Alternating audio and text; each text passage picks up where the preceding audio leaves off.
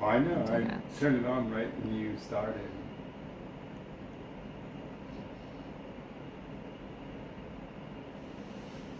Yeah, I can't really stream to Rumble or anywhere else. I could stream to Twitter or I could stream to YouTube.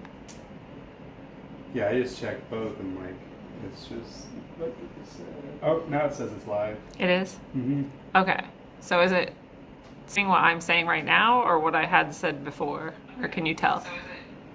Nice. Okay, you guys can hear me and I'm streaming. All right. So the stream is finally working. Um, and right on time, actually. So how good is that? So hello, welcome. Sweet eternal balance of all that is good, true, and beautiful. Welcome back to Rogue Soul, where tonight we're doing the winning report live on location in Florida. That's why I'm on my phone instead of my desktop. That's why the lighting isn't perfect, the sound isn't perfect, but you can hear me and you can see me if you're here. And thank you for being here. This is the first time I have done a live show on this YouTube channel, I think in about 4 years or so. And so, hi. I've been doing this show every week since then, at least once a week, if not 5 times a week.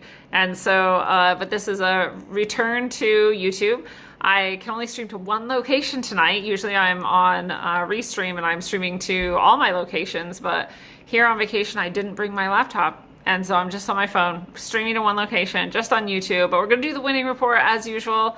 If you're listening to this on the podcast, then it might not sound as good as usual, but it's going to be the same show. So I'm glad to be here with all of you guys, and we'll get into it now. So we'll start here. Keir Starmer in the UK, he has said that, quote, digital ID will make our lives easier. And you know who he's talking about when he says it'll make our lives easier. He's talking about himself and all of his elite buddies and all of the people who like to have centralized power in their grips. That's whose lives will be easier with digital ID. I'm sure it will be because as the UK is already doing, they're squashing dissent. You can't talk about things they don't want you to talk about. If you criticize like the public schools or the immigration policy or anything else the government's doing, they can come and seize your phone, your laptop. They can put you in jail for saying anything they don't like. So they're very, very anti-free speech there already, and they don't even have the digital ID yet.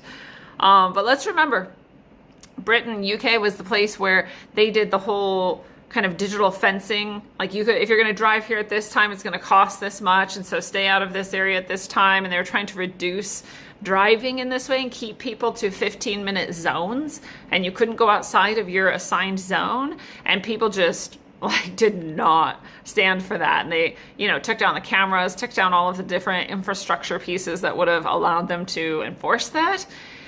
And that was great. So the UK has a strong, and maybe they're not 100% in standing up against every injustice, but they do have a strong collective of people who are standing up in general against injustice there. So we can perhaps rely on them to not take this laying down. So digital ID might not go over so well there. They're really, like I said, the last few shows, they're coming in hard for the digital ID. Like it was just not really moving, not really moving, not really moving. And then they're like, every single country is suddenly like hardcore on the digital ID. So we'll see what stand we may need to take against it.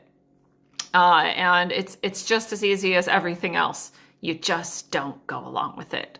You just don't go along with it. In COVID, people were like, well, I had to do this for my job and I had to do this for blah, blah, blah. And I'm not criticizing anyone who felt that way, but I'm saying you really have to just not go along with it. The people who didn't go along with it may have lost their job, but look at how they're able to then sue now and get all this back pay and, some damage pay and extra loot because it was so wrong and so illegal to do that. So, in the short run, it can be really difficult, but in the long run, it pays off. So we want to not go along with these plots, but it is crazy. It's crazy that they are just... Sorry, I'm using a new Telegram, which is where I usually... Yes. Okay. Where I usually keep all my news for the week that I'm going to talk to you guys about. And so it's a little different for me here. But But yeah, let's say no to digital ID, and let's hope the UK does too. They're going a little bit harder there a little earlier. And so we'll see what they do with it, and then we'll be able to join them in resisting that. Like I said, they undid their little 15-minute zone corralling that was attempted. They haven't stood up against the hardcore lockdown on their free speech, but I don't think they're going to go for it. So that's the win. It's a big win, actually. Keir Starmer, WEF, screw that guy. Trump says the federal government will not surge San Francisco on Saturday. I'm guessing with the National Guard. Instead, Mayor Lurie will give it a shot to see if he can turn it around. So I don't know why. I mean, I know why they're resisting this so hard, right? It's a very leftist thing to just hate Trump, no matter what he does or says, even if everything he does is actually classically leftist liberal. It doesn't matter because the news said bad Cheeto man, so it's bad Cheeto man time. And so, let's keep our streets covered in feces and homeless people. And, I don't know for sure, but I've been down here in Florida now for like 5 days, I think. And pretty big city, St. Petersburg, pretty big city. There's some homeless people perhaps, but you can't tell. The streets don't smell like poop. There's no heroin needles everywhere. There's no tents everywhere. I mean, there is no riffraff. There's no dirt and grime everywhere. Like, it's a normal city like they used to be. I had to flee Seattle in the Pacific Northwest, and then I came to Colorado, and then whenever I go into Denver, like, there it is again. I see Portland on all these videos, and it's just awful. And then I come here, and everything's fine. So it turns out you can do something about it. And if the National Guard is who you need to help you keep your cities like normal and safe and good, then I guess you need the National Guard. Even some of those billionaires, I was talking about it last week on the Winning Report, who hated Trump, they have changed their tune because they've realized, like, I don't even like being in my own city anymore. I don't even feel safe walking around in broad daylight in my own city anymore. We can do better than this. You don't have to be right-wing or left-wing to care about this. And as I've said for 10 years now, it's not compassionate to let homeless people wreak havoc on themselves in your city. That's not compassion.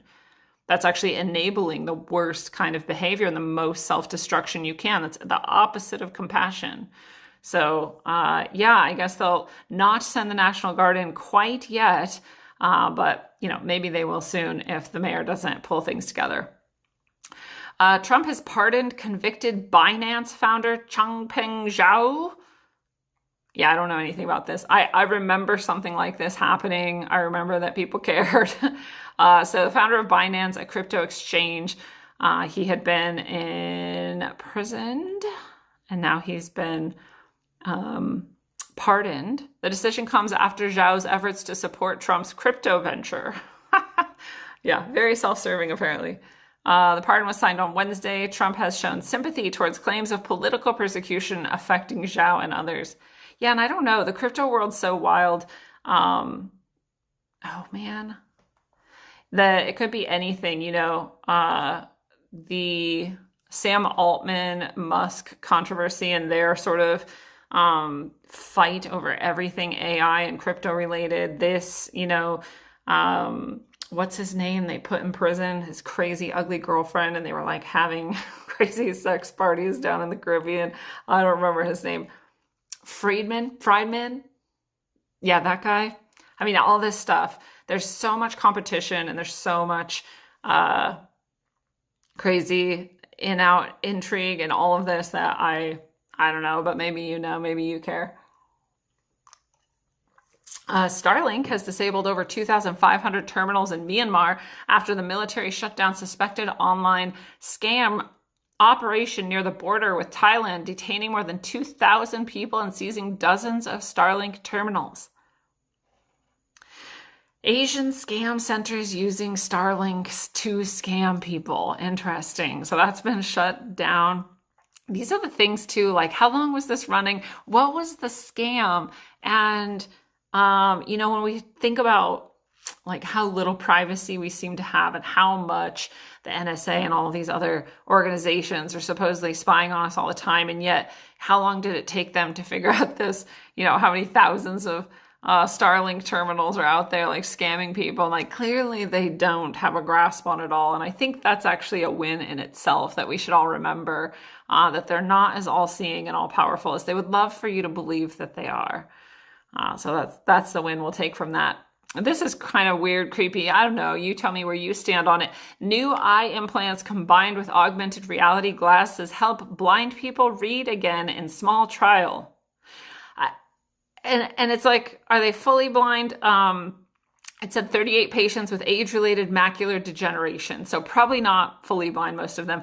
80% were able to read again after having the eye implant and using the glasses. And so what it is literally like an implant, and then you use augmented reality glasses, and they will sort of transmit to your brain like what you see. It's actually one of the creepiest things I think I've ever heard. But I'm like, if I were blind, I'd probably be pretty excited about this. And people who have lost their eyesight are probably pretty excited about this. And I don't blame them. But I go to the worst place and I think if they can do that, then they can just do that to anybody. You know, I don't know if you ever saw the Black Mirror episode where, spoiler alert, the military had some kind of shield or mask or glasses or something, and it made all of the dissidents look like weird alien creatures. And so the narrative was that they'd been like invaded by aliens and they were out there just killing all these aliens, but actually they were just people, but the military couldn't see them as people, literally couldn't see them as people, could only see them as this disgusting alien. And so they were just happy to kill them, right? It's the other. Super good social commentary, really interesting episode. That's what this reminds me of. Like, what can they make you see that isn't there? And what can they make you not be able to see that is there? That's a bit disturbing for me. Happy for blind people, not so happy with the technology in general. I'd love to hear what you think about it. Taiwan, we keep having so much news like this. Taiwan has culled 195 pigs after its first detection of African swine fever. That might not even sound like that many. I know we've had stories before where they're culling like thousands and thousands of animals. 195 really large pigs can actually feed how many people for how many days? Huge amount of food that we just lost.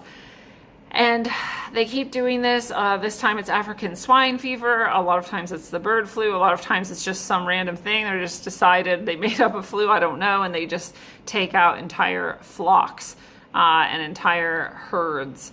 And so I always just wonder if there's actually any reason to do that. A lot of the time in these bird flu cases, we see them killing the whole flock when, I mean, maybe a couple of them would have died, but most animals actually make it through these illnesses. And we're seeing that right now with the ostrich farm up in Canada as well. They still haven't permanently released these birds. They're still on the chopping block. There's just been stays to keep them from, being taken out yet. But all that happened there is one bird out of, I think, like 165 or something. Well, anyway, however many tested positive months ago. It was like 9 months ago. And then it didn't die, and then neither did any of the other birds, and they're all still alive, and now they're coming in to kill them all. And everybody's like, but why? Why would you kill hundreds of ostriches for like no reason? And so I just wonder if these pigs are the same. I wonder if every time they do this, it's the same. And these tests we already know are super faulty. So using faulty tests, you get one positive, you take out whole herds. Nothing about it makes sense.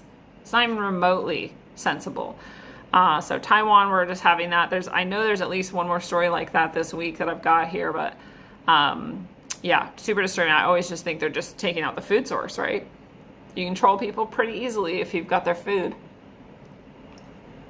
or if they don't have food. Japan has elected that prime minister we talked about last week, and she seems super awesome. She is very much against the forced and weaponized immigration that the WEF has been installing all around the world. And so very cool. She also stated she prefers allowing the nation's population to shrink naturally rather than relying on immigration to replace them. Yeah. this is the thing is people keep talking about like, oh, all of these, you know, Western civilization, all of these Asian countries, they're all declining in population. Like, what are we going to do? We've got to import all of these immigrants. And like, wait, why? Can't we just not have as many people? I thought you were really worried about population, as in the other direction, like too many people. So now when it goes down, you're worried. I don't think we really need people micromanaging our population. I think we'll figure it out for ourselves. Like, I just don't see the point. So I'm with her. Let the population shrink a little. Oh, well, you're still going to have life go on. Like, this is a natural thing that happens, but whatever. So yeah, so she seems cool. I think Japan will do good things with her. Hopefully she doesn't get assassinated like Shinzo Abe or whatever his name was. Vance on Gaza, after meeting Netanyahu, he says, quote, no American troops on the ground, but American troops supervising and mediating the peace. The International Security Force is going to now take the lead in disarming Hamas. And so allegedly, you know, supposedly, it depends on which side you're looking at, but some people are like, oh, you know, Israel came in and slaughtered a bunch more people. They were just lying. A lot of people said, no, Hamas actually, you know, went in and killed whoever, its own citizens, and then so Israel had to step in, and, you know, whatever the peace is it holding. But the 20-point plan seems like it's going to be forced to move forward. And supposedly, again, depending on which side you look at, people of Palestine have had more food, more aid, more security, and there's been like celebrations in the street. Is it real? I don't know. I'm not there. Are you? No. So who knows what's actually happening? But we've got troops over there. They're not there for war. We're supposed to think they're there to be a part of this international security force. And they're now going to go in and disarm Hamas. So whatever that means, hopefully it's less bad than it has been for the Palestinian people. We can only hope. King Charles prays with Pope Leo the 14th. The first time a supreme governor of the Church of England has prayed with the head of the Catholic Church since before the Reformation. But wow. This marks the first British monarch in 500 years to publicly join in prayer with a pope. You know, this split in the church happened, I guess, about 500 years ago. I actually thought it was longer ago than that. And so we had the Church of England, and then we had the, you know, standard Roman Catholic Church, and they split. And then all the other branches came off too. So all of this has been relatively recently as far as human civilization goes. And this is the first time they've come back together. I can't actually believe that it didn't happen before now. And you know, in the modern times where like nothing matters anymore. Like back then it was like, no, this is the way and you're wrong. We're not talking to you ever again. But in the modern world, it's like nothing really matters. Like we don't really have morals. We don't really have standards. We're just doing whatever is like PR and whatever makes us look good or gets us what we want. And so it's weird to me that it took till 2025 for them to meet and discuss this, or pray together, I should say. Pretty weird, but that's happened. So I don't know. Is that one of the end time prophecies? Probably. One of Berlin's best known drag queens is, guess what this person's under investigation for. If you guess distribution and possession of child pornography, you were right. Not hard to guess. Unfortunately, it's pretty easy to know that men who pretend to be women to gain access to women and children are often predators. Not always. Often. A little too often. So, yeah, child pornography is going to be found on a lot of their computers if you went looking. Not a surprise. That's why I said you have one guess, and you probably guessed it, and you're right. Easy to guess. Unfortunately, but good, they caught this person. And hopefully people will think twice next time. We have an attack on freedom of the press. The police in Berlin raided the home of the journalist and Welt commentator Norbert Bowles because of a comment he made on X. This is also Germany, Britain, a lot of places in, again, the traditional sort of West have fallen and do not have free speech anymore. So this has also been happening. And so yeah, and Welta, we often have articles from them on Winning Report here because they have so much that's sort of not in the mainstream news and is good to know. And so, of course, they'd be after that person, right? Any alternative and actually effective media is going to be under their thumb. So that's happening. Nicolas Maduro announced that Venezuela has deployed 5,000 Russia Igla-S missiles to counter U.S. forces. Yeah, this Venezuela-U.S. thing is heating up.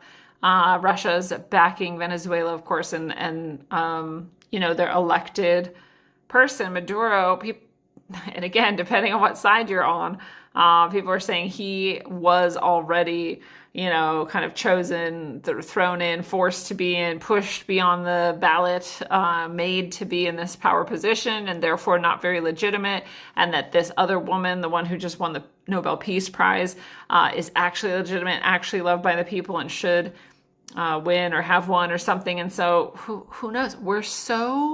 We have such a strong history in the U.S. of, having foreign coups that we pull off for our benefit and not the people of that country's benefit.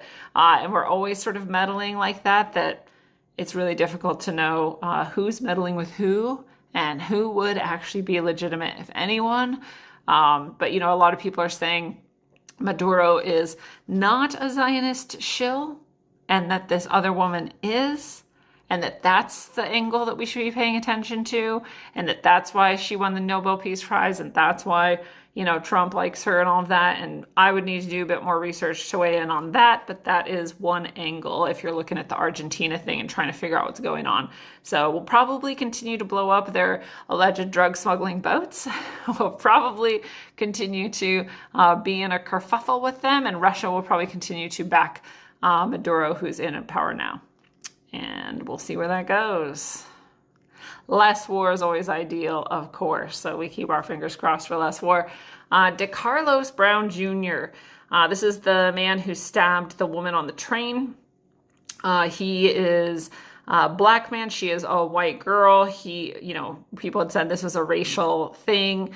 Other people said that's racist. You're just saying that because he's black. But actually what he had said after he stabbed her was, I got that white woman. So he actually made it a racial thing. So there's that angle to this story. Well, he has been indicted on federal charges with, quote, violence against a railroad carrier and mass transportation system resulting in death.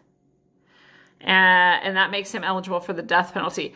That doesn't sound like what happened to me. I mean, I don't know exactly what that charge is supposed to mean, but it sounds like that would be more like attacking the train or the tracks, and then it resulted in a death, right? Not attacking a person on the train. How many people have attacked people on trains and never gotten charged with that? So it sounds to me like they're just trying to give him a charge that will get him to the death penalty. Which isn't fair. Should he die because he did this? Maybe. It's not up to me. But if that state has that penalty for whatever crime he actually committed, then yeah, maybe. But we shouldn't be making up charges to get someone the death penalty. Like, that isn't fair. That's not just. So it seems pretty shitty to me, seems pretty shady to me. I'm not saying I like him or what he did. I'm saying, like, I'm a fan of justice, and that doesn't seem like justice to me. So we'll see where that goes. Not a win if the justice system can just be used against anyone and, made to fit your whim of the moment. This is not going to surprise you if you've listened to this show much. Research from the Center for AI Safety finds current AI models are fundamentally anti-white and anti-Christian. Oh, shock. Are you sure? Yeah, I would have told you that before you did the study. Add this to the long list of studies we didn't need to do because we already knew that. It says, for example, GPT-5 values white lives at 1/20th of non-white lives. I actually asked ChatGPT if it did, and it said, of course not, which of course it would say. And it said there's no credible research that shows that. I was like, of course, you just throw the word credible in there. There's no credible research. That's a logical fallacy, by the way, called no true Scotsman. And so, yeah, I don't know. I think we could just have guessed this. If you were to just, as a rational person who's been aware of media in the past minimum 10 years, if not longer, and you've just been paying even the slightest bit of attention with any kind of a lack of bias at all in yourself, you would know all media, all of our society and all of our culture is skewed heavily against white people and heavily against Christians. That is the modern world right now in the West. I've talked about this on my show. I've done entire episodes of Rogue Ways or Rogue Soul about that bias. I've done at least one episode just about the anti-Christian bias. And I guess it was a shock to me, and that's part of why I focus on it, because I grew up very leftist, very communist, very anti-Christian and anti-white. So it was easy for me to see it once I got out of that mindset, and then I just saw it everywhere. And as I've said many times, like, you're not allowed to criticize Islam or Muslims. In fact, I just did an episode on that, and I already got people who are like, oh, well, you just don't understand Islam very well. You should probably read and study more about it before you talk about it. Like, I don't know what I'm talking about. And things like that. Or I've had people say to me oh, you really need to, become friends with some people. I'm like, well, you clearly didn't listen to the episode, because I actually talk about living in the Middle East and having tons of Muslim friends. So you're the ignorant one, not me. But you can't criticize it. You can't criticize Wiccanism. You can't criticize paganism. I mean, you are a hateful, biased person if you do that. But you can criticize Christianity all you want. You can talk so much trash about it. You could spit on churches. I mean, there are so many people actually that if you even just bring up Christianity or Jesus, they get triggered and they start freaking out. And they're like, oh, I have so much trauma around the church. No, you don't. You have so much mind control conditioning around it is what you have. What's your trauma around the church? Is that you went or something? I don't know. And no one could ever say what their trauma is. And some people have legitimate trauma about church. Totally, for sure. I mean, a lot. That happens. But not this many people. No. This many people were just mind controlled. Trauma, mind control, not trauma from the church. So yeah, ChatGPT is anti-white and anti-Christian. It's obvious. We didn't need this study. I guess the win is that now we have a study, but it's not legitimate. New, Netherlands to cull. See, I told you we had another culling news story. Netherlands to cull 161,000. There we go. It was 169 pigs, but it's 161,000 chickens due to bird flu outbreak, with government implementing a transport ban within 10-kilometer radius affecting 26 farms nearby. So dumb. It's the stupidest thing in the world to test, get one positive, and kill the whole flock. So ridiculous. So there goes a bunch of chicken and a bunch of pork. Not a good time for it. People need food. Things are too expensive for people. These will drive prices up. It's really sick. So Trump will release over $3 billion in aid to U.S. farmers frozen due to the government shutdown. There's a lot of things going on despite the shutdown. There's another story in here somewhere about SNAP benefits, food stamp benefits being unfrozen, so nobody will go without those. And here we have the farmer support. So, some good stuff's happening despite the shutdown. We know, of course, the shutdown is because the Democrats want us to give free health care to 100% of illegal immigrants, which is absolutely insane. So deeply insane. I can't even imagine. I wouldn't have even supported it when I was a leftist. I mean, I wouldn't have. I didn't even support the ACA when I was still pretty leftist.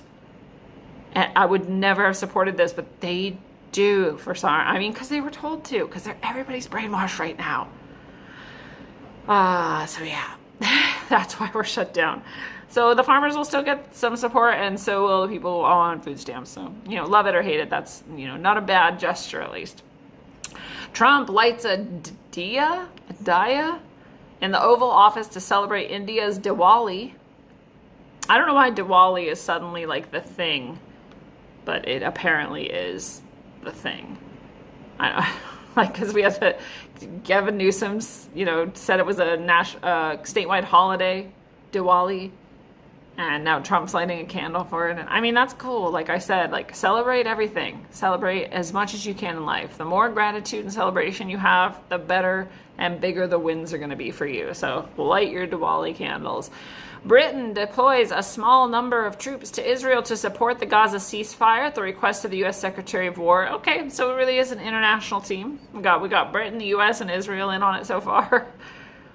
Good. We'll see if it can be good. What's this? Portions of the White House East Wing are being demolished amid a ballroom construction. Oh my God, this has been dumb. Like, so dumb. I can't with these people, dude. People are just freaking out about this. Like, bro, it's just some construction. Like, what's bothering you, man? You need some therapy. Like that. How many presidents have reconstructed or added a wing or done some remodeling or whatever? Like, what is your problem? Here's the craziest part. That shit is free to us. That's not even our tax dollars. He's just paying for it himself. If somebody comes and offers you an upgrade that you don't have to pay for, just take it and shut up. Like, what is wrong with people? He can't do any. He could give everyone like a new house or $1 million. He could do anything. It could be the best thing, and they would freak out about it. They can't stop. These people are madness. They have no chill. They have no ability to be rational. Like this, I care about this less than almost everything in life. This matters not at all. They're like, in passing, someone might be like, oh, they're tearing down a part of the White House and putting in a ballroom. And I'd be like, why are you boring me? Like, why would you even tell me that? Like, who cares? But instead, the whole world is losing their shit about it. I don't know if you've seen this week, but I have been shocked by not that much in my life, and this has shocked me. Because no matter how much they show me their delusion and their mind control and how little they can handle Trump even existing, I still get shocked when this happens. This is nothing. They can trigger these people for any reason they want. They could literally be like, Trump gave a candy to some children today, and they'd be like, how dare he? Like, it doesn't even matter what it is. Fucking wild. So yeah, the White House has been renovated by multiple presidents and been added to, and I don't know if you knew this about like things in general, but things in general are renovated. This hasn't been renovated since the 50s, 70 years. I mean, Obama did some remodeling inside and like some other things actually. So it has actually had some things done. But in general, the major structural things, not since like the 50s. So like that he wants to pay for it with his own money and God damn it. All right, I'll try to move on. I can't even handle it. So ridiculous. New House Judiciary Committee refers former CIA Director John Brennan to the Justice Department for criminal prosecution. I thought we already did that. I think I'm thinking of Bolton. Dude, they're getting everyone. I'm for it. Count it as a win. Take them down. Amazon plans to robotize. That's a word now, I guess. Robotize 75% of its operations. 75%. Translating to more than 600,000 people, Amazon will ultimately replace with robots. 600,000 people. Yeah, it's here. I mean, if they were gonna flip a kill switch, it's probably gonna be pretty soon. If we've got the robots to the point where 75% of Amazon workers can be replaced soon, kill switch is probably coming. Just saying, just being realistic. If they've got one, they're going to use it. That's wild. That's another Black Mirror episode, isn't it? It's so crazy. We were in an Uber today. We were on our way down to do like a walk along the waterfront and go to the Dali Museum again, and which is super delightful and amazing and beautiful, and it was great. But in the Uber ride, we're talking to our guide, one of these people who would love Rogue Ways. I never actually even told him. I should have told him about the show, but he would love Rogue Soul, I should say. But we were talking, and he was like, summarizing like the apocalypse. Like we were all agreeing. And so he was like, we're going to have this economic collapse. The, cryptocurrency wars are coming, the resource collapse at the same time as, all of this geomagnetic solar, like he understood even that stuff, which even people who are like conspiracy and black pill don't always understand that geomagnetic excursion that we've been talking about for years now on this show.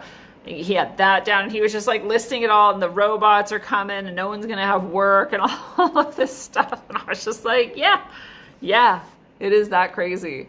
And then we were getting out of the car. I said, hey, I hope you do well during the apocalypse. So, anyways.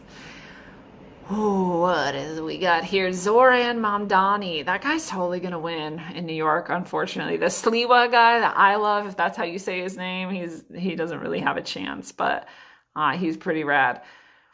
But Zoran Mamdani is a Trojan horse for advancing Islam in America.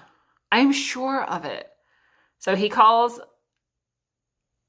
out his opponent. Who is it? Cuomo? Yeah, it was Cuomo. Can't believe it's Cuomo and Mamdani. Like, you guys don't even have a chance. He called him out. He said, when was the last time you went to a mosque? The New York mayoral candidates, debate. What mosque? What mosque could you even name? I'm like, why would it matter? You wouldn't even say that about a Christian church, for example. Like, tell me what Christian church you could name. When was the last time you were at one? You wouldn't even do that, but especially like a Muslim, why? In no way is that even a huge part of American culture. I mean, it's like technically a part of it, but this is not like this isn't our main culture. Why is a mayoral candidate calling this out? So it's true. He's prioritizing Muslims, visiting mosques, and working for the Muslim community. He talks about it that way. There's nothing wrong with liking Muslims and being a Muslim and saying you care about that, but to prioritize that, this is yet another thing that we've been talking about all of these places in the US where suddenly there's a Muslim majority, and they're not hiding the fact that they're Muslims first. If they even consider themselves Americans at all, it's sort of like a ancillary thing. It's not the main thing. The flags and the police departments are being, written in Arabic and having Muslim symbols on them. It's in the United States. So talk about weaponized immigration. Now we've got weaponized mayorship. New York doesn't seem to care. So we'll see how that goes. It's not just the communism that he's sneaking in. It's a pretty strong Muslim flair. So we'll see. Maybe it won't be that pronounced. Maybe he'll just be another tool. We'll see. We talked about that. Oh, so I don't know if you knew this about the No Kings movement, but a pretty ridiculous movement. I just wrote an entire article on my Substack about it. Please go check that out, rogueways.substack.com.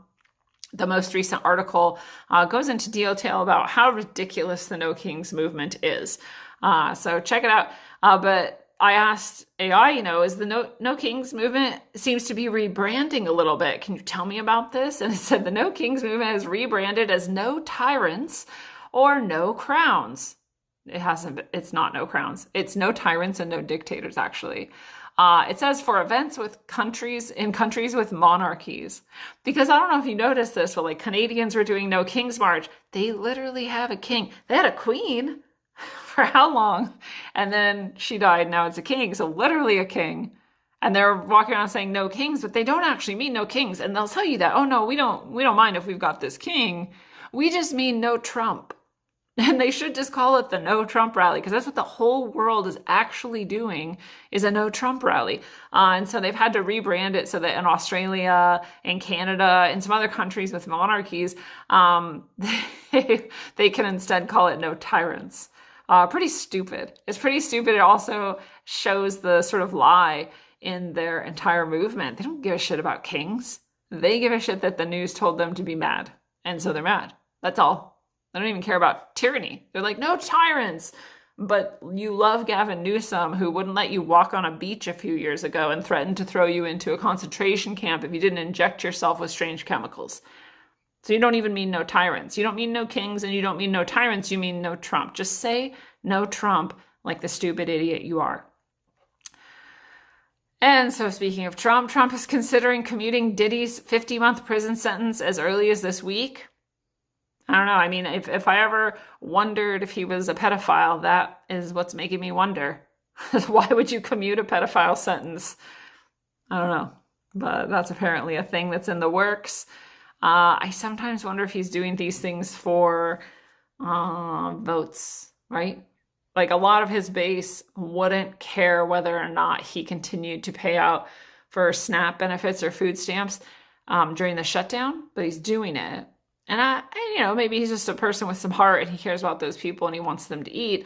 Or maybe he knows that it's not good to piss off the lower class, right? So is he commuting Diddy's sentence because some voting bloc might care? That's probably more likely the case, but who knows? State security is investing the hoisting of German flags in a small municipality. The mayor suspects a far-right motive. This is now, again, it's Britain and Germany. They both have this anti-free speech thing. You can be jailed, have your phones and your tablets and your computers taken away if you say things they don't like. And they both have this, they're against their own flags. The flag of their country is considered far-right to display. Like, this is a crackdown on nationalism in general, and it's only in European Union countries. And remember, the European Union is an attempt at centralized globalist control, right? Just like the UN was, just like the League of Nations or whatever. And so, they do have a vested interest in keeping you away from nationalism and keeping you not invested in, being proud about your country and your heritage. And so the UK and Germany are both, if they see you waving the flag of your own country, you're considered aggressive. You're considered perhaps offending people around you. And now you're considered far right. It's far right to love your country. That's a very communistic, globalist, centralized control take on things. You can personally be like, oh, I don't really like the flag or care about the flag, or I'm not personally really proud about my country. But you cannot get to the point where you legitimately think there's something wrong with people who are proud about their country and are sort of have a nationalistic identity that they care about. There's nothing wrong with that unless you're a globalist or a communist. And then there's something wrong with it because it gets in your way. It gets in your way of you centralizing power. It's the only reason why Germany or Britain cares. So very disturbing trends there. Goes along with the digital ID thing. Yeah. And the weaponized immigration thing. So happening for a reason, for sure. So good for the people who are continuing to wave their flags. But an Australian AI company, AccuSensus, deploys an AI traffic cop in 19 UK regions. So it's an Australian AI company deploying AI traffic cops in the UK. Why? Why is an Australian AI company doing it? You know what makes me wonder? Because Australia has basically been taken over by China. I mean, for like a long time now. I mean, I was listening to podcasts in like 2009 by Australians who are pointing out that China basically controls their entire infrastructure and government. So like that was a long time. It was 16 years ago. I'm sure it's worse now. They locked down hard for COVID. They had the actual concentration camps for COVID. They had people in them, just like China. So it makes me think of that. And that's Australian AI company that would be definitely China centric, controlled by China, produced by China probably, and being used in the UK. So why do you let China come into your country like this? And they're basically using AI to scan inside vehicles as they drive past to capture thousands of drivers using their phones and other offenses. This is what's important to you. Okay. Let China take over so you know who's on their phone. That's totally worth it, guys. Orionid meteor shower and comet C 2025 A6 Lemon, unseen since the 7th century, was visible a few nights ago. I think it was the 21st. So you might still be able to see it. I'm sure there was a lot of good snapshots of it. I saw some that were pretty cool. I like things like that. So I've been looking at the stars the last few nights, and I haven't seen any meteors, but 10 billion satellites, that's for sure. Major internet outage currently impacting numerous services due to issues with Amazon Web Services. Oh yeah, that was a big deal on the 20th as well. Affected a lot of things, but we're good. We made it through. That's always possible that's part of the geomagnetic excursion. As we've been talking about the volcanic activity, the earthquake activity, the intense weather and storm systems, and then these outages, right? Electric outages of any kind. It could be the whole grid down. It could be no electricity at all. It can be things like that, because it can be that the satellites were taken out, or it can be on the ground. As the magnetosphere has been weakening, more impact is coming in from the sun, and that will be like an EMP. It'll take out, who knows whatever it takes out. So that could have been. We're not going to be told about that. Just like we've been talking about the last couple of years, as we've seen more and more of these events pop off, that's not what we're going to be told by any of the authorities or any of the media, and even the alternative media. Me and like a few other people are the only ones even talking about this, as far as I know. So, you're not likely to be hearing about it, except for me and maybe some other people you might have found. But so that might have been another one of those. We won't know. In the continuing geomagnetic excursion, things will continue to get weird, I'm sure. Do you guys also get just like nothing but scam calls? I mean, I get like 25 scam calls a day. And they are now doing it from my home zip code, not the home I live in now in Colorado, but from the Pacific Northwest. Like they're all 360 numbers. All of them. This was the weirdest one. The other day, it had my picture that I use on my phone for phone calls. So like it shows up if you have caller ID. That picture, so it must be public in some way or something. Like, how did they get it? I don't know. And then it said Lindsey Brown. So like, remember, I'm Lindsey Sharman, so you can find me easier. And because there's no other Lindsey Sharmans in the world, but Lindsey Sharman Brown is my full name. So it said Lindsey Brown's work. And I was like, what? I don't have a...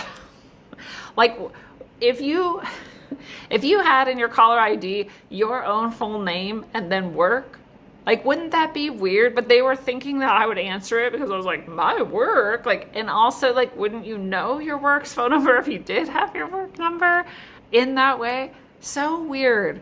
But it was like my picture, my name, and then it just said work.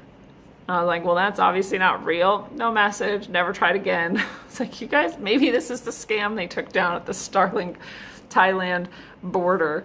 I don't know. Pretty weird. But yeah, that was the weirdest scam call I've gotten. And I feel loved, though. I got more calls from them than anyone else in the world. The scammers. Anyway, back to the news. UK police and crime commissioners launch a Migrant Mythbusters leaflet to combat misinformation. Dude, and it's bad. I mean, they are like, oh, the difference between a migrant and a refugee is this. Like, anybody gives a shit. Like, that's the problem. Our children are being raped, like, en masse. People are being robbed. Women are being dragged away in the middle of the streets. Like, There's shit covering everything and trash everywhere, and you think we're worried about whether or not that person's a migrant or a refugee, in your opinion? Nobody cares, dude. Remember when they had all those rapes at that German pool? I mean, they had like a ton of rapes in one day. And they were like, well, it was hot out. The migrants were hot. So you're telling me that I should not care that my child was gang raped in a pool because it was hot out? I don't know how people haven't stormed these people's offices and removed them, liberated them from their bodies. Not sure how you can take yourself seriously if you allow this to happen to your children. But that's, this Migrant Mythbusters is going to just clear everything up for everyone and everything will be fine. Like, don't solve the actual problem. Just put out more propaganda. Educate people. That's what they always do too. Oh, well, if you were educated, you would agree with me. So let me just tell you things. Like I don't already know. Like I haven't already gotten to where you're at 25 years ago and then gone 25 years beyond that. Like that hasn't happened. Yeah, please try to educate me, idiot. Oh, that happens all the time. It happens with everything. You're like, oh, you must not know about Islam then. Like that's what you think. You think the only people who could criticize Islam are people who don't know about it. That's how stupid you are. You must not know as much as I know because I'm a good person and I'm really compassionate. I'm super tolerant. So let me teach you my ways. Like, man, I kind of wish you could. I wish you could make me like ignorant and blissful like you. That'd be great. It wouldn't actually. Just kidding, God. Don't do it. I'd rather know. I'd rather know, no matter how dark it is, right? And that's the win for everything we talk about on the winning report here, is that we know. Well, at least we know. At least we know how dark, right? You have to like get through that and get to the point where you're still happy anyway and content with yourself and understanding your soul, your connection to God. And then you've got that and like nothing can really go bad after that. I mean, like anything could fall apart and it wouldn't really matter. I almost died on the way here on our plane. It was fucking crazy. We were coming down, we were descending towards landing. And all of a sudden, like, when you descend, you stay kind of flat as you go down. But we were kind of staying flat, and then all of a sudden the nose pointed way too far down and accelerated. And we were just pointing nose towards the ground, accelerating for, I mean, it felt like 3 minutes, but I'm guessing it was like 30 seconds. But you count out 30 seconds to yourself and imagine like floating in your seat because the plane's going so steeply down nose first. Like that's a long time. And at first I was like, oh, that's weird. And then I realized like, well, that's not even turbulent. I've been in some wild turbulence where I was like, we're definitely going to die. Like the plane just like was just like shaking, like shit's flying around and like people are screaming. But that's turbulence. And I can tell myself while it's happening, like, it's just turbulence. You get through it. But this was nose down diving, no turbulence at all. Just like we're pointing to the ground and we were already descending for a while. So how much further away is the ground? It's not that far. And so then I was like, oh, we're definitely going to die. Like this is it. This is the plane crash. I mean, this plane crashes nose first at this speed. Like we're not surviving that. Like whether the oceans below us, or the Gulf of America, or land, you're still going to die. We're about to die. And then I thought, well, at least I'm going to die with Johnny. Like, that's pretty cool. That's like a cool way to die. And then we finally pulled out. People were screaming. I was praying audibly. I was like, "Dear Jesus, help us." I was like, I'm sure the people around us were like listening to me pray. It's like, dear Jesus, I had time to say, dear Jesus, save us at least 15 times before we came out of the straight towards the ground dive. Some guy like 3 rows back, just at the top of his, it was like we were diving for like a while, let's say 10 seconds of the 30 seconds. 1, 2, 3, like a while. And then all of a sudden he goes, "What the fuck?" And he was like mad. He was like, the first 10 seconds I could take, but after this, like, who are you to nosedive while I'm in the plane? Like, he was like angry he was gonna fight someone. It was amazing. I actually, like, later I like cracked up. Like, I couldn't stop laughing thinking about him yelling, "What the fuck," as he's about to die. Like, he's like angry about death, which is such a human response. It's so hilarious to me. It was perfect. But anyway, we didn't die. So here I am doing the show, but like you couldn't have, it's not like going to be fun to die, right? But you couldn't have even really upset me too bad about that. Because I'm like, at least I'm dying with Johnny. At least, like, I already know, I've already been out of my body, right? So my whole point really is when you have an understanding of your soul, when you have this connection, you really have it. It's like indestructible. Like, even in the midst of plane nosediving towards Earth and you being like, sure, you're dead, you're like, I mean, that was a good run. That was cool. And you've got that happiness. It is indestructible once you have it. I hope you have it. I hope you get it if you haven't. And I hope you book a session with me if you need some. That's what I got. That's what I give out. Go to roguesoul.org and you can click on schedule a session. You do the drop down. You can get my books there. All of it's there. But yeah, it's indestructible. Even then. So here's what we think happened, by the way, because no one said shit. Like, the plane just nosedived for way too long and then came out of the nosedive. Not a peep from the flight attendants. Nothing. No, the captain didn't come on and say shit. Just nothing. We were like, okay. So, and it took everyone like a while. Like, we were all sort of looking around. Everyone was waiting to see if anyone was going to do anything or say anything, and nothing happened. And finally, the guy sitting next to us, at least, was like, that was weird. We're like, yeah, that was weird. Weird is an understatement. But when we were getting off, Johnny actually overheard, I didn't hear it. Johnny overheard the pilot coming out of the cockpit.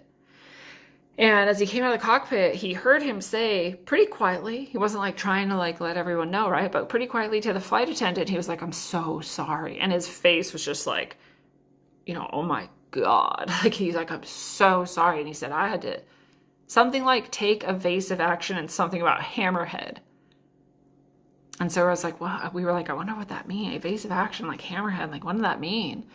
And so we actually looked it up. You can look it up right now. I asked, the AI, I said, what does the hammerhead mean if a pilot's talking about it? What would that mean? And it said, this is what a pilot would call having to get out of the way because another plane, either in front of it or like coming towards it, like forced it to take really dangerous, evasive action, essentially. So I was like, that explains it. So then we're wondering, was it another plane? Was it like a Cessna or something little? Because we had come down a bit, right? So we were in like a lower airspace. Or was it like another big plane? Were they crazy? We know there's the DEI pilots everywhere and the DEI people in the tower, and there's just all kinds of shit that can go wrong.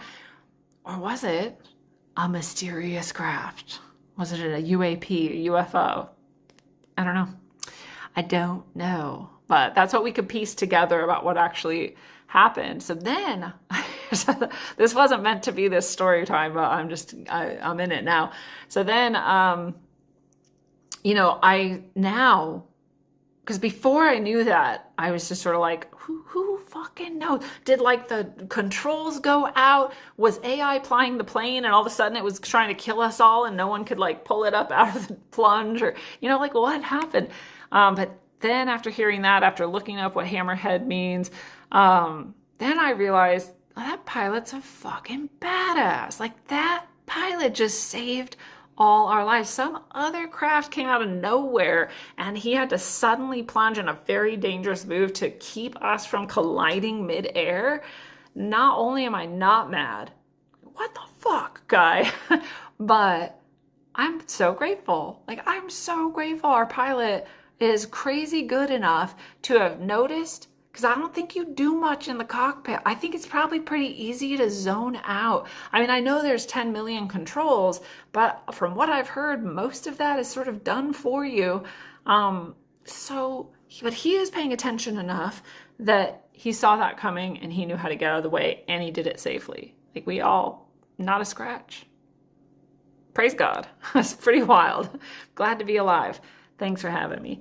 All right, we'll continue now. Speaking of possible unknown objects, a mysterious unknown object crash lands in the Australian outback near to a mining site. Engineers from the Australian Space Agency are conducting further assessments. Let's click and actually see if they've figured anything out since then. They secured the area, so that already is more than they do for most just like meteors or asteroids. Yeah, it's a mysterious object. There's a picture of it here. It looks like foil wrapped up into a small ball covered in weird sticks. So it's probably just like a satellite or some other country's garbage. Multi-agency response. Dude, it's our next, it'll be that metal that they found at Area 51 after, Roswell. I was like, what's the name of the most famous alien thing ever?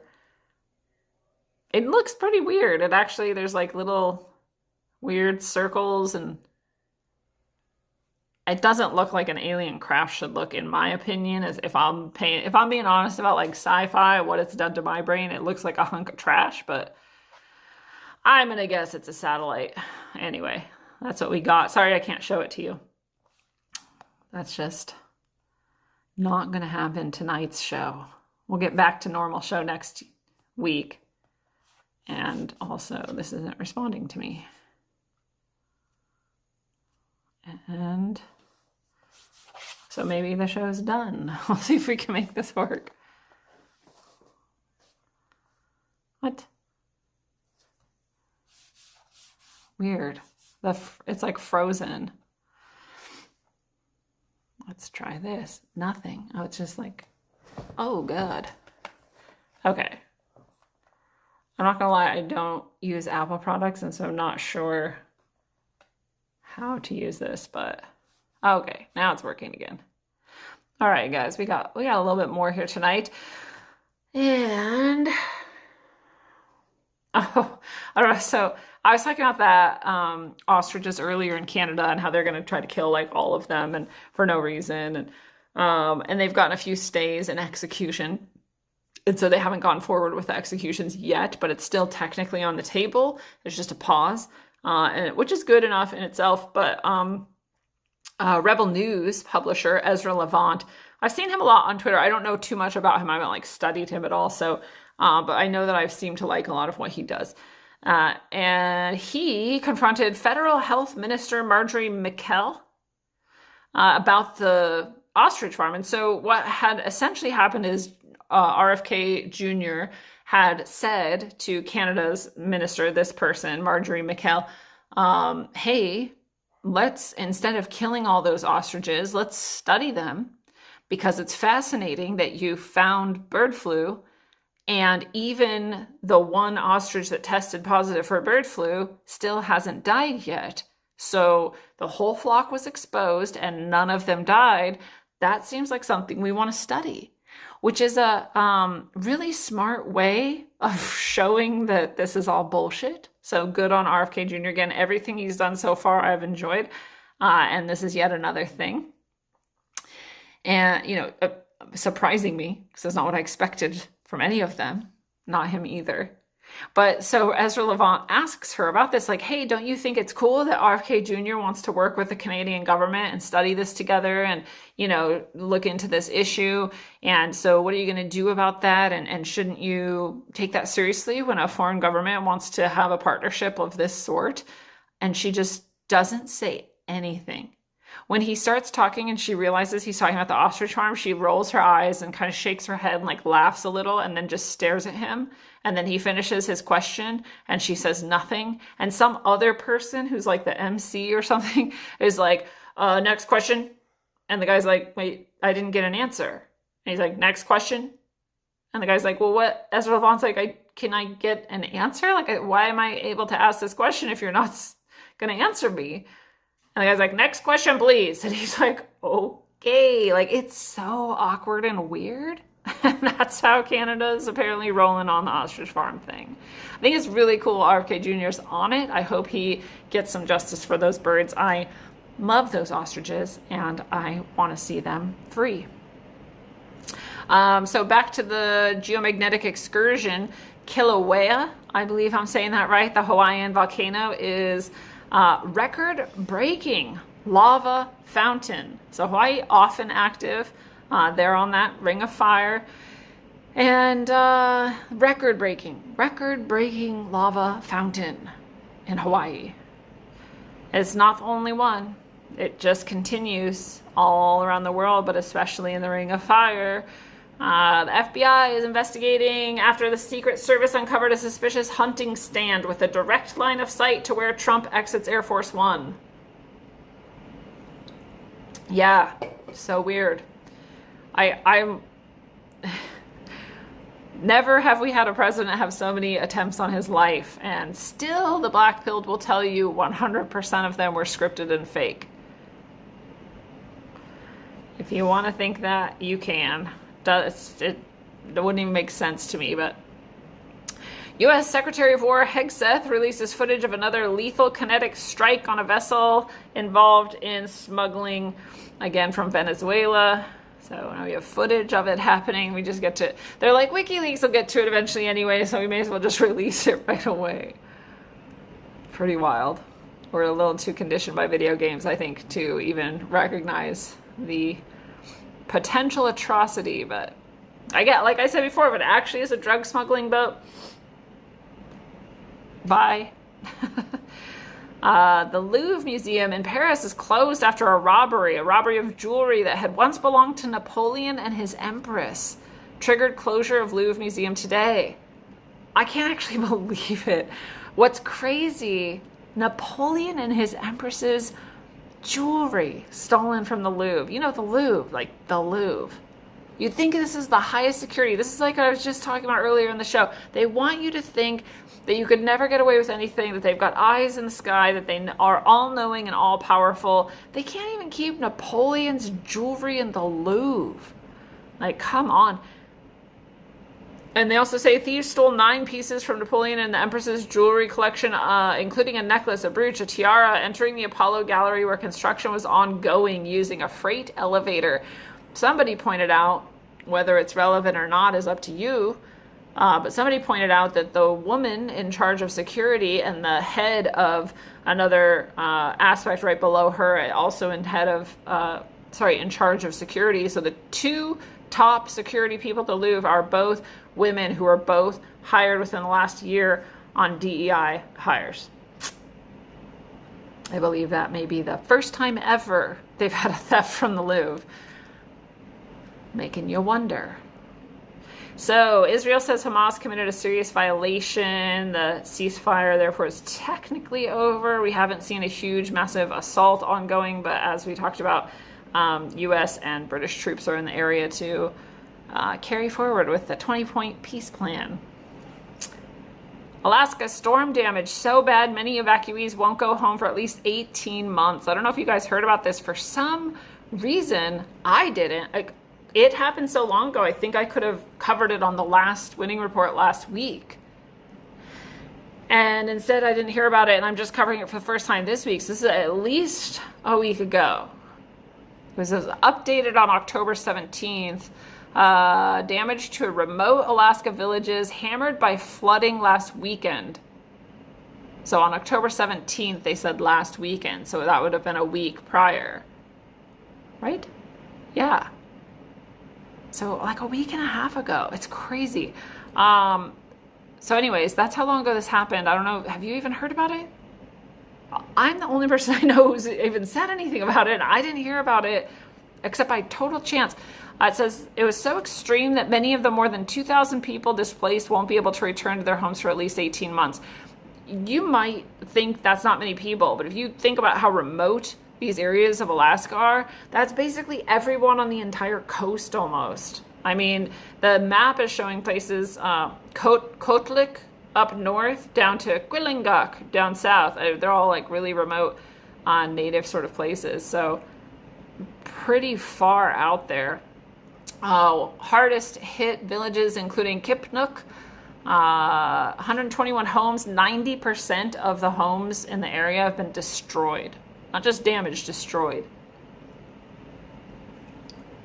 Homes were floating away. So again, these are all coastal Alaskan regions that got hit by a Typhoon Halong. Typhoon Halong. So intense that it took out all of these people's houses. So if you go look at the aerial shots of the destruction there, it is crazy. There's like nothing left. So they went in with those giant cargo planes, military planes, and they just packed people in like sardines and flew them out of there. And a lot of them had been waiting for evacuation for many days. So pretty bad, pretty bad. Pray for Alaska, pray for those people. Hopefully they get to go home. Oh, this again. There we go. But pretty intense. Again, I'm going to attribute it to the ongoing geomagnetic excursion. We can expect strong storms to continue to get stronger until those poles either flip or go back to their spot. Those are the two options. So we're not done with it until one of those things happens. Could be a few more years. And then it could be either crazy, insane cataclysm or just nothing. We'll find out. It says DHS agents flooded the streets at ICE Portland with tear gas and chemical munitions after Antifa terrorists attempted to break their police line. They were like, they're gassing us! They're attacking us! I'm like, technically you attacked them first. Like, they're defending themselves. I don't know why leftists don't understand defense or aggression, but they just, it's whatever suits them. It's what it is. You're aggressive if they're not winning, and then they should be able to be aggressive towards you, and then that's not aggression, even if they're being aggressive first. Like, they just don't understand aggression and defense at all, or they choose not to because it doesn't serve them. Trump, of course, was criticized for posting an AI video of himself in a crown and a kingly outfit, dumping fecal matter onto all the protesters. And of course, people didn't like that very much. So that happened. It's so funny too. There's this article, this is a screenshot from like a long time ago. God, let's see. It's 2008, probably 2009. Oh, 2012. Okay, a little bit later. So it's still 13 years ago. And this is a CNN article from 2012, June 8th, 2012. 2012.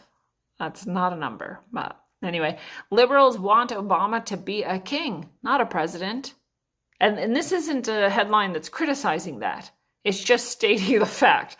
Liberals want Obama to be a king, not a president. This is CNN, who also wants Obama to be a king. So very much not criticism, just stating the fact. And it's true. It's okay to have kings, so long as it's their kings. And so again, I'll try to get back. Why can't I get back to my Telegram? Goodness. So that's funny. You guys can rub that in some liberals' faces if you are arguing with anyone and you want to remind them that they actually love kings.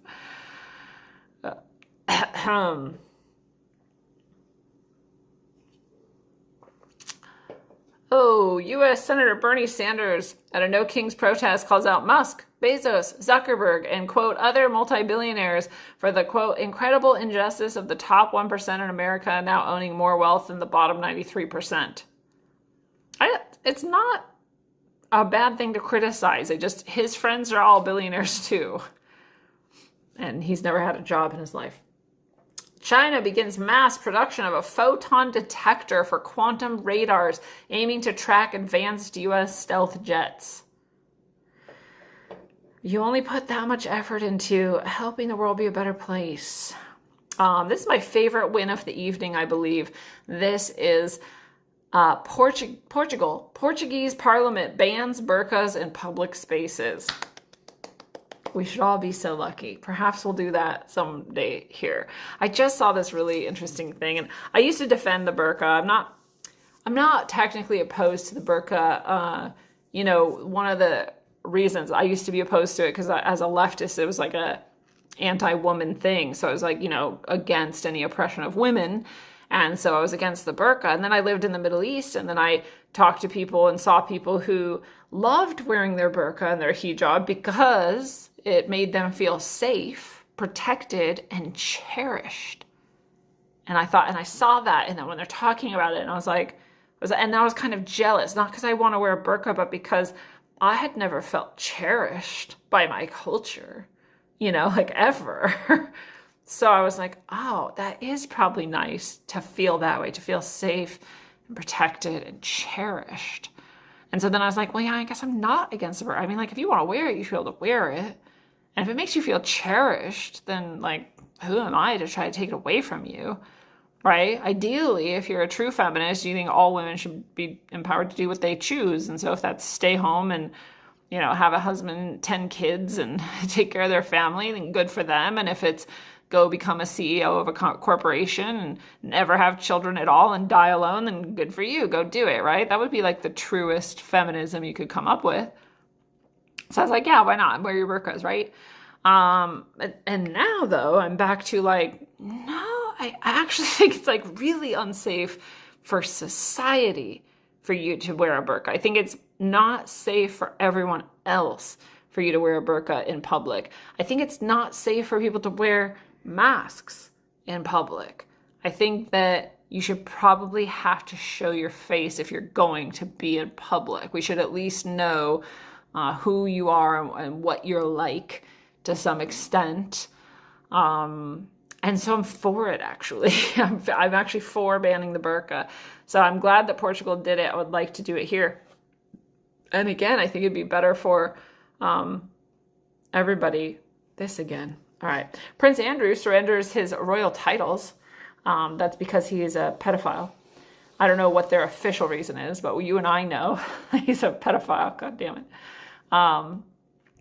So bye-bye, Prince Andrew. No, he's not a prince. We'll just say Andrew the pedophile. That's his new title, Andrew the pedophile. I mean, I couldn't have raped that young girl on Epstein Island because she said the person who did it was really sweaty, and I don't sweat. So I didn't do it. I think the picture of you with her on Epstein Island is probably enough to say that you raped this child. So Andrew the pedophile. Prince Andrew was Prince Andrew. Now he's Andrew the pedophile. Well, there we go. John Bolton, who had been indicted, pleads not guilty to 18 criminal charges of mishandling classified material. Play stupid games, win stupid prizes. Kirill Dmitriev, Putin's investment envoy and head of Russia's RDIF sovereign wealth fund, proposes $8 billion Putin-Trump tunnel built by Elon Musk to link Russia and the US. This is the hyperlink. This is what, when I used to, again, still be a pretty big leftist, I loved Elon Musk. I was married to a transhumanist, and he was all about technology. And so Bitcoin, all that. And I loved Elon Musk. He was like, I thought he was going to save the world. Fuck, maybe he will. What do I know? But it's not my stance anymore. It hasn't been for a long time. But back then, one of the things that was exciting that Elon Musk seemed to be into was the hyperlink, the Hyperloop. And it's, if you don't know, it's like is it maglev? I believe it is. Magnetic levitation through a sealed tube underground. And then the train, therefore, could go like thousands of miles per hour or something. Whatever. If it works, that'd be cool. You could get from the US to Russia in like no time. They're like actually talking about building it, and specifically Russia to the US. That's wild. If they do it, I want to ride it. I don't believe them though. I don't even really get, like, how far down do you have to go before anything would even be remotely stable? Can it even happen? I don't know. Don't know, but that's what the Russian guy says should happen. So we'll see. We'll pretend to war with each other, but also build a hyperloop between our countries. Like, all right.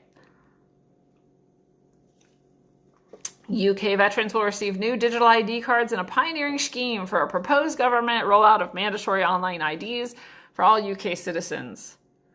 Veterans. So yeah, that's a way to go about it. Be like, oh, you want your veteran benefits? Here's your real ID. Here's your digital ID. If they go for it, that's the first step. That's how they get you. Yeah, I guess that was the end. Let's see what this last link is. It's going to make noise. Be prepared. I'm guessing. My name is Jamie Reed, and I hold a Watch Master's this. of Science in Clinical Research. Oh, shit. God damn it.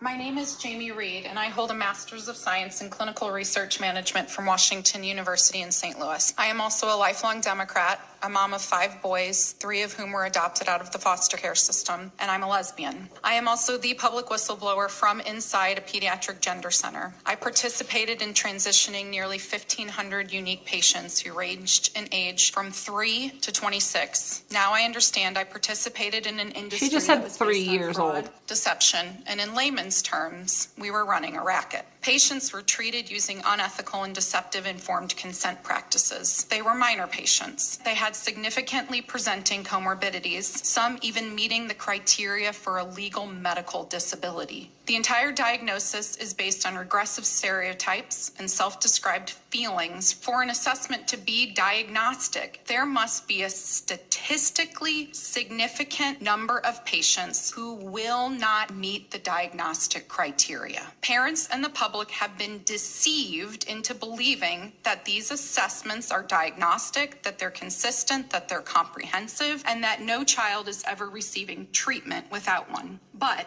even if this field was completing a true biopsychosocial assessment and saying no to a significant percentage of the patient population, those who would be told yes would be homosexuals, and especially the gender nonconforming homosexuals. We would still be okay to be rendered. Ah! My name is Oh, Jamie no. Reed, and I hold a Master's of Science in Clinical Research Management from sorry, Washington. guys. There's no going back. Anyway, if you can find that video, it's really cool. It's cool because, as she says at the beginning, she's, this clinical clinician. She's also a lesbian and a woman, and those things matter to leftists. So this video has the potential to break through to some people who still think it's okay. She said her youngest patient was 3 years old. People still will say to you that these gender transition surgeries, these gender transition, gender affirming medicines, oh, they're not given to minors anyway. 3 years old to 16 years old. And this assessment, she goes on to describe, she's like, we isolate the parents if they won't go for it, if they don't agree. We make them feel like they're crazy. We make them feel like their kid's going to die. She's like, we bully them into it. We let kids come in and self-diagnose. She says, imagine if a child could come in and tell you, I have a malignant cancer, cut it out. But even if you did a test and didn't find it, you still had to go in and cut something out of them, because that's what we're doing. We're letting kids come in and tell us what to cut up and what to do, letting them self-assess. It's pretty fascinating. We know that that's been going on this whole time. And we know that they try to cover up it and hide it because they make money off of it. It's for the sickest reason. It's not because they actually think it's right to cut up 3-year-olds. It's because they make money off of it.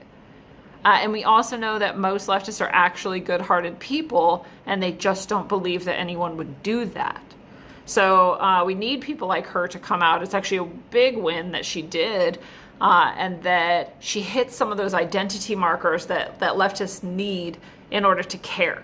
Like, if you're a white male and you say that, nah, you're done. You're toast. But if you're a lesbian female who comes out and says this, well, now you might have a chance. They're still more likely to tell you you're self-hating and that you're like trying to just gain Republican favor for some reason. The Republicans hate you. Why are you doing this? You think they're gonna like you and they don't. Like, they have weird stories about it in their head. And they're still maybe gonna go with that. But there's a chance that some of them might be like, wait, what are we doing to children? And they might wake up and that would be a win. So it's a win that she says it. It's a win of a video in itself, and it's a potential win of all the people that could maybe wake up. And I can't believe that this worked and that we were able to do Winning Report in this way. It's good to be with you all again tonight.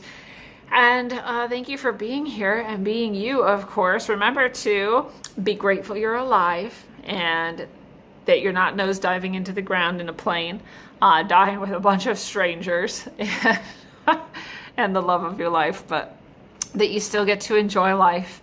That every day you get to wake up and be here and be you. That is one of the best things of all, that you get to know your connection to God, your soul, spirit, something higher, and also your connection to yourself. Honor yourself and all that you have done here in this beautiful plane, and your connection to one another and to the earth. If you haven't yet, get out and spend some time in nature, ideally with somebody that you like.